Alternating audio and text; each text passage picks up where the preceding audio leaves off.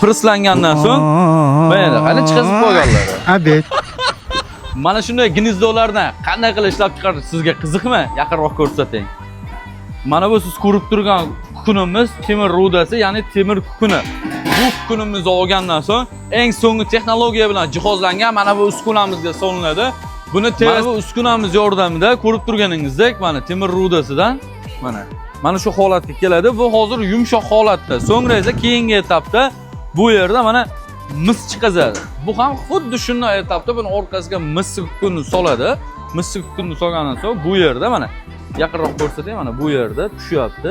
Mana mis bilan bu gnezdoyimizni ikkalasini bir-biriga qo'yadi-da, oldi orqasiga. Bu yerda taxlaydi. Bu yerda. So'ngra esa mana bu liniyada, avtomat liniyada. Esingizdan chiqmasa, Shanghai Exim har doimgidek eng sifatli, eng yaxshisini sizlarga taqdim qiladi. Mana bu yerdan olib turib shunday taxlanadi. Mana bunga qo'yiladi. Bu liniyamizni qizdirib, bu tarafdan tayyor holatdan chiqaziladi. Yaqinroq ko'rsatamiz, hozir keling. Liniyamiz tugallanishi do'stlar bu yerda mana ko'rib turganingizdek mana shu holatga keltiradi. Mana oldi ham, orqasi ham mis holatiga keltiradi. Hozir buni keyingi etaplarini narigi sexda ko'rsatamiz.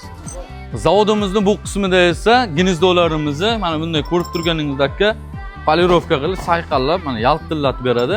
Etapdan etapga o'tib bu uskunalarning har bittasini o'zining vazifasi bor. Yana bir narsani ta'kidlab o'taman, zavodda o'zining отдельный laboratoriyasi bor.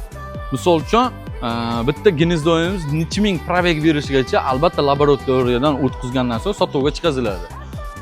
Do'stlar, sizlarga albatta tez kunda Shanghai Exim yaxshi yangilik qiladi. Mana bunday gnezdolarning eng sifatlisini birinchi qo'l zavod narxida yetkazib beradi.